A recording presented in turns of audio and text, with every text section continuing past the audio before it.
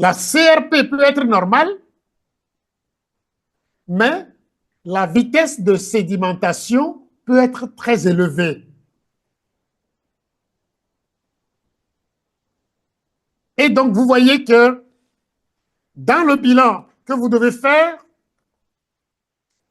il faut nécessairement, quand quelqu'un vient vers vous pour un bilan de santé, évidemment, santé veut dire dédimère. Vous pouvez faire les dédimères seulement et vous arrêtez là. Mais s'il y a un feu qui est en train de brûler, c'est la CRP. Ou bien, lorsque le feu couve, ou bien le feu s'est éteint, mais il y a des braises, il faut ajouter la vitesse de sédimentation. Vous voyez les précautions qu'on doit prendre. Et ça,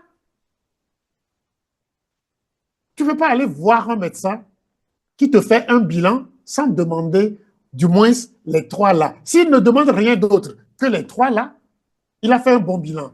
Mais s'il y a un seul à demander de façon aveugle, vous le savez, ça s'appelle des dimères.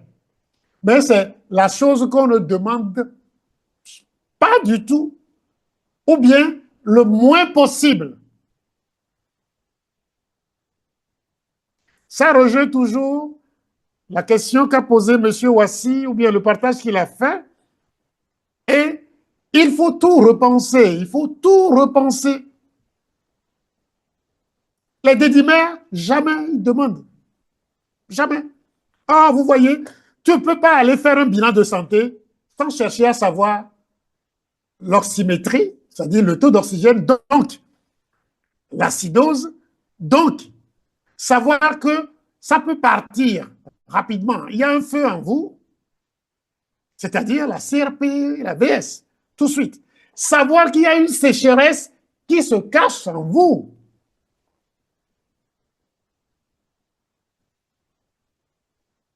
Qu'il y a une sécheresse en vous. Savoir qu'il y a une sécheresse en vous. Donc, le feu peut partir à tout moment. Dédimère veut dire déjà sécheresse. CRP veut dire le feu est parti. VS veut dire que ça couvre. Vous voyez un peu? C'est ça. Malheureusement, quand la sécheresse se prononce et qu'on commence par avoir des impotences fonctionnelles, ce qu'on appelle des boiteries ou bien des paralysies, on va voir qui? Neurologue, rhumatologue. Et ça, ils vont faire quoi? Radio pour dire qu'il y a arthrose. Vous voulez guérir comment? Voilà, voilà. Vous voulez guérir comment? Il y a sécheresse. Vous n'allez pas voir les matos. Vous n'allez pas voir le cardio. Peut-être vous allez voir le cardio qui ne s'intéresse pas à la coagulation. Avec ces appareils qui font le Doppler et autres, et puis qui trompent aussi, comme les IRM, comme les scanners. Vous allez commencer par boiter, avoir des douleurs aux genoux, avoir des trucs, et on ne vous demande jamais les dédimères. C'est radio. Et c'est le radiologue assis sur des images qui ne sont que des photos pour dire que c'est arthrose. Ou bien on va vous dire que c'est hernie discale. Ou bien on va vous dire que c'est sciatique. C'est-à-dire, on va accuser des nerfs pour des douleurs dont ils ne sont que l'enfant, l'adolescent qui crie à l'aide. Ils ne sont que des messagers. Vous voyez, et c'est-à-dire, vous voyez, c'est, quand je vous raconte ces choses-là, c'est pour vous ouvrir l'esprit, pour vous voyez, pour les urgences, la médecine est très forte, bien faite. Jusqu'ici, pas de recours autre. Mais en dehors de ça, le reste, ce n'est que du business. Et vous comprenez très bien que c'est que du business. Si vous comprenez les 5 signes de l'inflammation qu'en cardiologie, on peut peut-être, chez les cardiovasculaires, on peut appeler les signes de Griffith. C'est la même récitation dit autrement. Et ça, le cardiologue ne le sait pas. Et quand vous allez commencer par avoir des boiteries, on va vous dire rhumatologue. Et lui, c'est radio.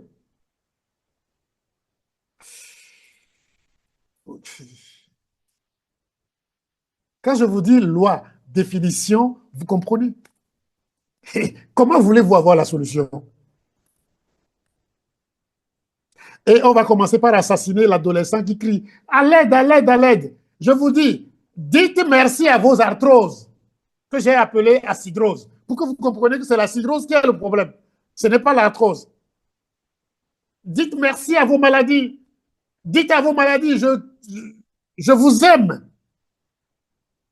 Parce que les meilleurs amoureux de vous, c'est votre maladie, et qui vous demandent tout simplement de vous aimer.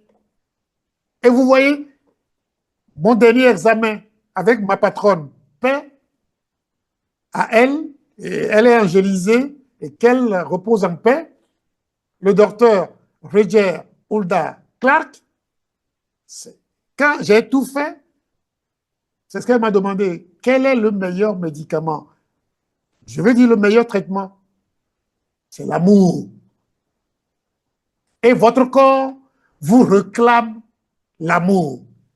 Et le messager qui vient vous dire qu'il faut vous aimer, on l'appelle maladie. L'OMS l'a nommé ennemi, mais ce n'est pas votre ennemi. C'est votre amoureux qui vient vous dire il y a péril dans la demeure. Donc il faut totalement inverser les choses, raisonner à l'envers des idées reçues. Il faut raisonner comme le disait Einstein. Nous devons, pour sauver notre civilisation, raisonner à l'envers des idées reçues. Pour les Togolais et autres, les Béninois, les Ghanéens, j'ai vu sur la toile la fois dernière quelqu'un qui a un beau nom, Mitro Nounia. Mitro Nounia. Raisonnez à l'envers de ce que vous croyez savoir.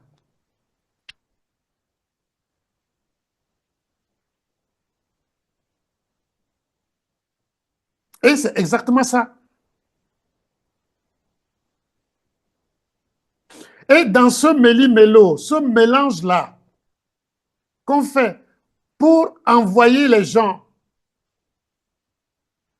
chez le rhumato, chez le neuro, vous voyez que c'est un tourisme médical qui ne dit pas son nom. Et quand tu fais le tourisme, tu payes pour le prix d'hôtel et du service. Entre-temps, les repas de l'hôtel, c'est de la mangeaille.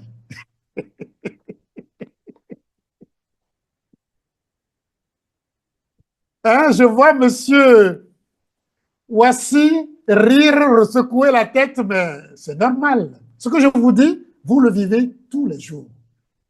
Seulement, vous raisonnez autrement contre ce que vous voyez, alors que vous devez raisonner à partir de ce que vous voyez. Et c'est pour ça que tout enseignement qui privilégie l'enseignement des leçons pour passer les examens, c'est pour aliéner les gens. Dans la nature, on passe l'examen et on apprend la leçon après. Naturellement, on passe l'examen, c'est-à-dire on vit la chose pour en tirer la leçon. On n'apprend pas la leçon pour aller faire un stage. Vous voyez le contraire? Et quand la médecine a su que il filait du mauvais coton, on a exigé le stage hospitalier. Et beaucoup ne font pas. Parce que le vrai médecin, c'est à l'hôpital qu'il apprend les choses. Et c'est sur le tas. Quand on dit que exploitation des enfants, travail des enfants et autres, Mais la meilleure école, c'est l'expérience, c'est la nature. Et l'enfant doit l'apprendre. À l'école primaire, on doit lui expliquer ce qu'est la vie, comment préserver sa vie par le sport, par l'alimentation, lui apprendre à faire ce qu'il doit manger, à cultiver le jardin et autres. Mais quand tu le fais, quand on accompagne nos parents dans les champs et autres, on dit travail des enfants, il faut lutter contre. Vous voyez? Et quand on le fait avec des notions de bienveillance, juste pour enjoliver les choses, pour bluffer, alors qu'ils ont des idées cyniques derrière. Et aujourd'hui, on envoie nos enfants à aller s'abêtir et à devenir paresseux. Et après, ils sont capables de rien. Il ne peut pas cultiver, il ne peut rien faire, il ne peut qu'aller acheter. Et il est livré à aller acheter les choses hein, dans l'antichambre de la morgue. Vous savez ce que j'appelle l'antichambre de la morgue? Le supermarché. Ou quand vous allez là-bas, il n'y a que des corbillards à pousser. Les chariots sont des corbillards. Et tu vas voir comment les gens sont fiers de remplir leur corbillard. Oh, ils ne savent pas que c'est qu'ils se gonflent. Et des fois même, tu vois, avec un ventre administratif bourré de déchets. Et ils poussent en souriant. Mais quand la maladie les rappelle à l'ordre, ils froncent la mine. On marche sur la tête.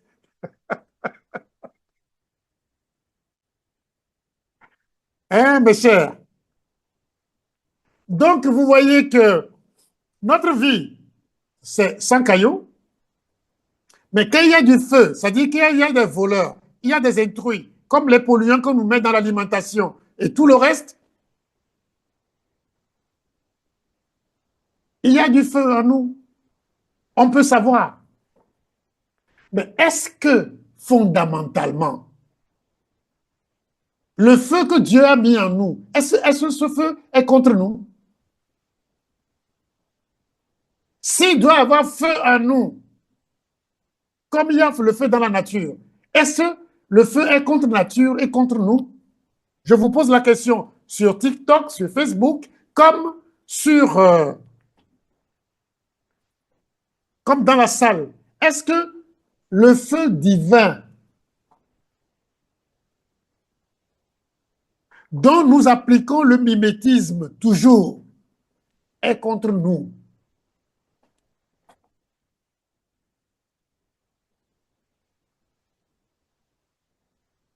Parce que, n'oubliez pas, hein, on est venu pour une mission. Et pour la mission, il faut vivre et avoir le temps.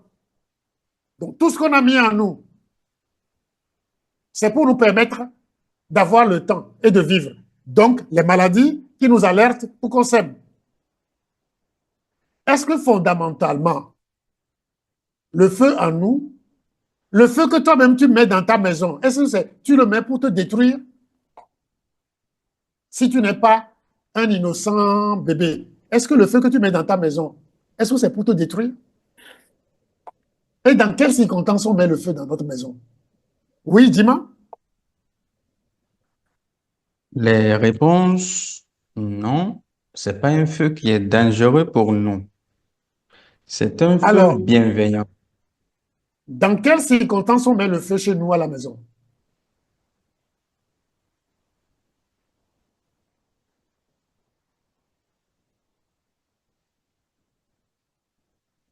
Oui, pour manger, oui, pour la cuisine, oui.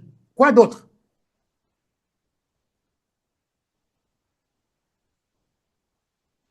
C'est toujours pour réchauffer, c'est toujours pour réchauffer, oui, réchauffer. C'est toujours pour la vie, oui. Quoi d'autre? Ah, c'est Pamphile qui l'a dit, pour brûler les déchets.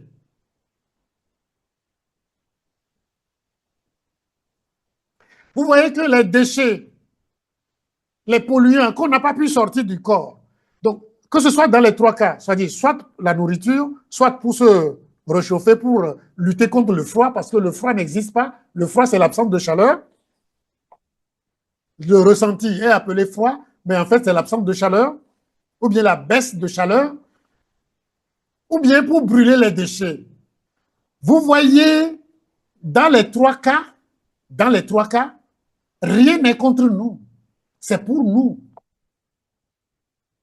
Ça veut dire que dans notre corps, qui se gère, lorsqu'il y a des polluants qu'il ne peut pas éliminer, lorsqu'il y a des déchets qu'il ne peut pas éliminer, il va faire quoi? Les brûler. C'est comme vous. Si le véhicule de la voirie ne passe pas, vous allez commencer par brûler. Mais s'il y en a trop à brûler, qu'est-ce que vous faites? Vous les enterrez. Vous creusez, vous les enterrez. On appelle ça tumeur. Vous voyez? Ce qui se passe en vous, c'est ce qui se passe autour de vous, c'est ce que vous faites. Vous êtes dans la nature. Vous êtes la nature et la nature est en vous. Quand on dit Trinité, pour moi, c'est ça. On est dans la nature, on est la nature et la nature est en nous. Donc le feu, quand il y a quelques petits déchets, on les brûle. Mais quand il y a trop de déchets, on les enterre. Et ça s'appelle tumeur. Vous voyez maintenant? Il n'y a pas de tumeur sans déchets dedans. Il n'y en a pas. Je le répète. Il n'y a pas de tumeur sans déchets dedans. Soit des polluants, les métaux lourds, les gros parasites et autres. Et ça, vous allez voir, les gens qui ont souvent des tumeurs graisseuses, quand vous enlevez la graisse, vous fouillez dedans, vous allez voir qu'il y a des parasites dedans. Toujours. Mais on ne le cherche pas, on ne le fait pas. Il a fallu que ma patronne me montre comment détecter ces choses. Et quand tu fais les tests au synchromètre, il y a toujours des parasites dedans. Ou bien des polluants, des métaux lourds dedans. C'est la graisse qui les entoure, ou la tumeur qui les entoure, c'est pour vous protéger contre ça. C'est pareil pour les fibromes et les autres. Vous voyez que quand je dis que la médecine ne file que du mauvais coton et ne fait qu'abrutir et abêtir les gens avec de gros diplômes comme moi, je le dis parce que je plains mes confrères qui sont toujours dans ce paradigme-là, intéressés de survie, au lieu de réfléchir, parce qu'ils sont des dangers pour eux-mêmes. Pour aider l'autre, il faut vivre. Pour aimer l'autre, il faut s'aimer soi-même. Et vous comprenez que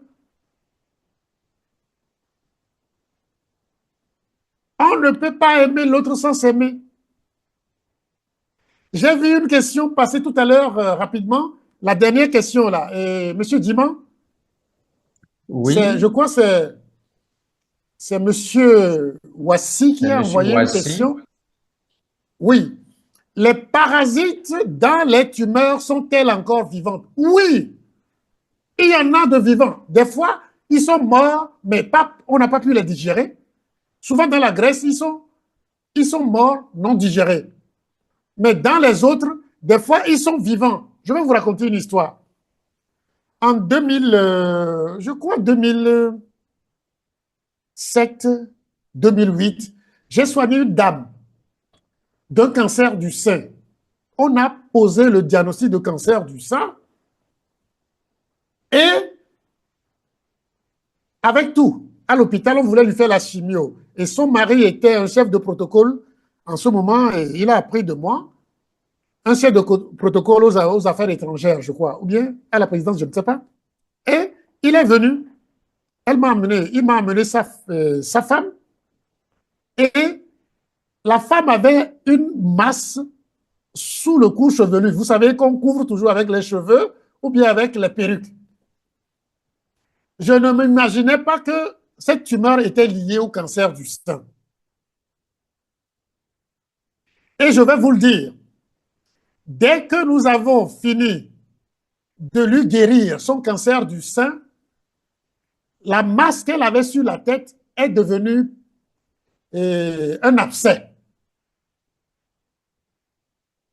J'ai fait le protocole de ma patronne avec les zappeurs et les compléments alimentaires sur un protocole d'environ 6 semaines. Et après, quand on a fait les tests au synchromètre, on a déclaré guéri. Elle avait une masse sur la tête. La masse est devenue un abcès. C'est devenu liquide.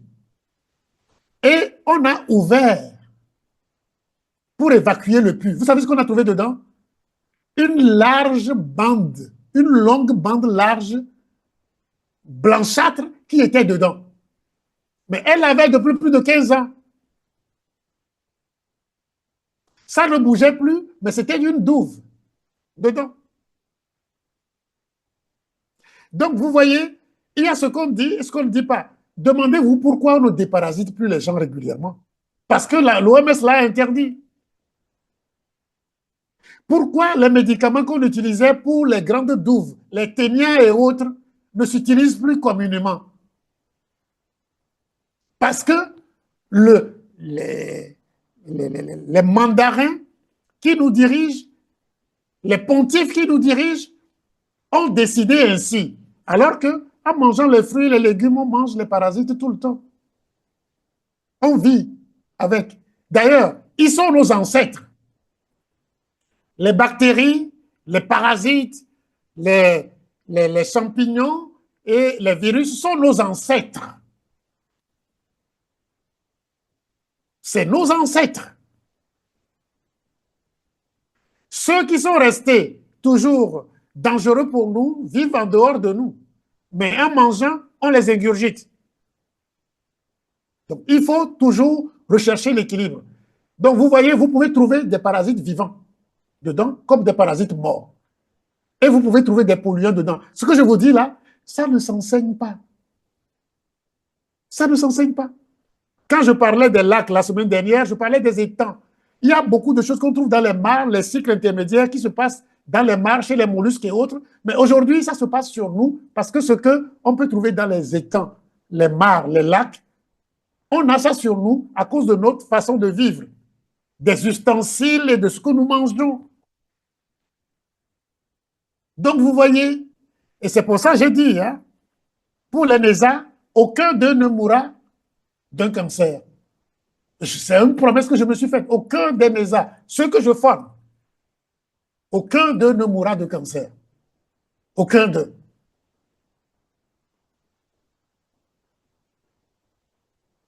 Et donc, leurs amours aussi, ce serait pareil. Et je voudrais que, pour vous qui êtes dans l'arche de Noé, que ce soit ainsi pour vos amours, pour vous-même et pour d'autres qui viendront vous solliciter.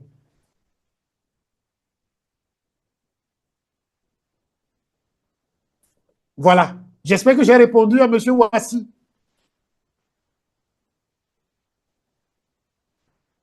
En gros, vous voyez que le feu est bienveillant. On peut l'utiliser à tort, comme le couteau, mais c'est bienveillant pour nous. Un feu en nous n'est pas contre nous. Donc, il faut apporter de l'oxygène et nettoyer les voleurs. Et c'est tout. Et quand je dis, il y a du feu en vous, le feu le plus brûlant, c'est le cancer. Vous comprenez? Le pire des feux qui consume, c'est le cancer. Hein? Le pire des feux, c'est le cancer. Et vous comprenez, on ne peut pas parler de cancer sans parler de polluants, sans parler de parasites. Ce n'est pas possible. Donc, vous voyez, aujourd'hui, on a parlé du feu. On peut savoir s'il y a du feu qui couvre. On peut savoir si on est en bonne santé. Et prochainement, pour les NESA, je vais leur faire un partage spécial dans le calcul de la viabilité, pas le coefficient de vitalité, mais de la viabilité d'un être humain. Et vous voyez que quand tu ne t'assures pas qu'il y a du feu qui couvre, tu ne t'assures pas qu'il y a des cailloux qui sont là, qui sont en train de se former, tu ne t'assures de rien du tout pour le bilan de vie, pour le bilan de santé de quelqu'un. Et ça,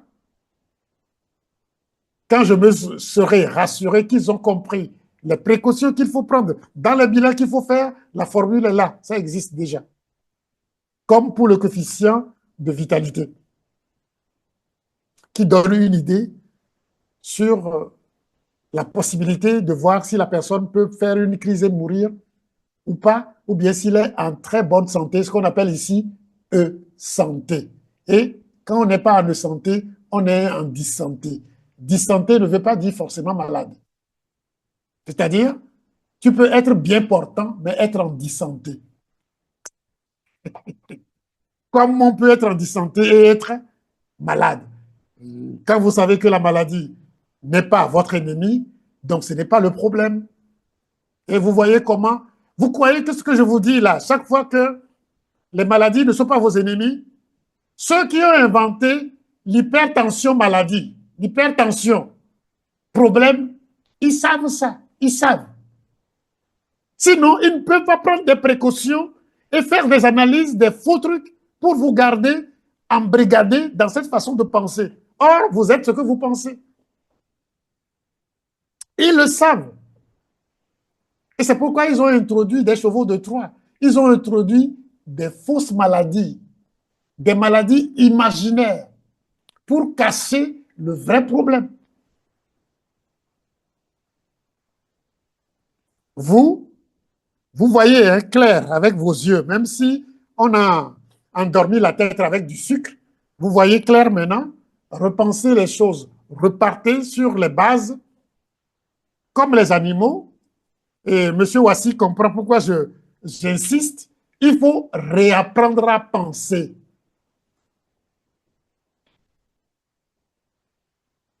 Le je pense, donc je suis, n'est vrai que lorsque tu penses juste.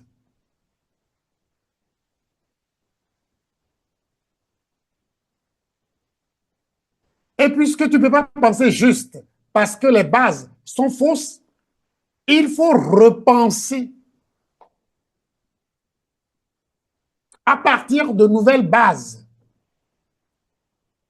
à partir du vécu, en tirant des leçons, des expériences que vous vivez pour que vous puissiez être vous.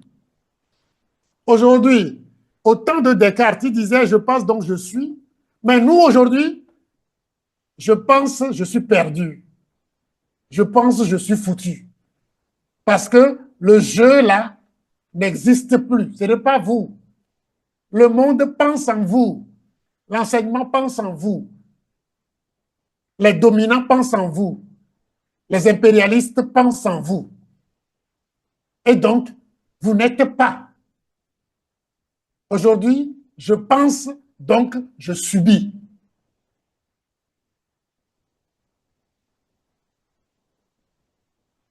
Je pense, donc je ne suis rien.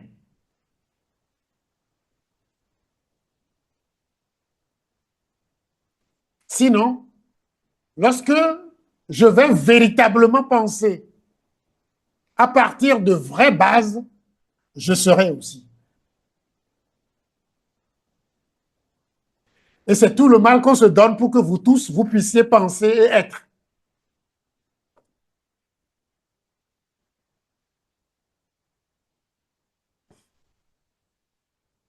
Ceux qui nous font penser, qui enseignent, en dehors des mathématiciens et des physiciens, même les mathématiciens, on est moulé,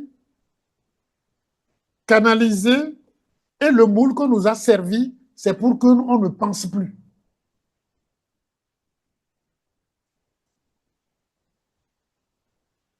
Je consomme, donc je suis. Donc je suis.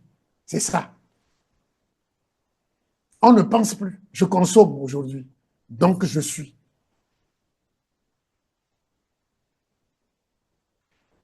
c'est-à-dire, le savoir est infini, mais on ne peut pas aller vers la connaissance sans douter de nos savoirs. Or, des savoirs faux sont mis en nous pour qu'on n'ait jamais la connaissance. Et la connaissance servira à la technologie pour qu'on vienne nous vendre la connaissance. Sinon, posez-vous la question, comment se fait-il que dans nos pays, on ne découvre pas? Et que les vrais qui sont primés sont découverts ailleurs, alors qu'on a le même cerveau. Et même, on a la mélanine, plus que. On a la mélanine, nous. Et qui dit la mélanine, dit l'intelligence.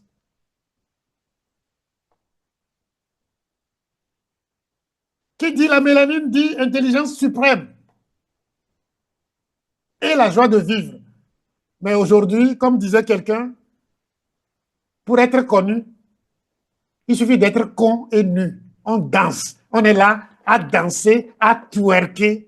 Et c'est ça, quoi. Et ceux qui nous font danser, ils sont des milliardaires. Ceux qui doivent nous faire réfléchir, qui ne sont lobotomisés, qui nous lobotomisent, eux aussi, ils prennent plaisir à danser.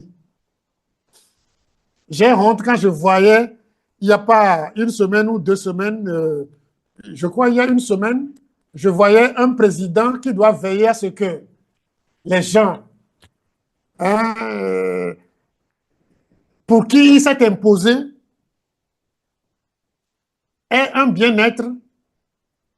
Non, il dansait comme un singe à qui on a appris à danser. Et fier de danser. C'est dommage.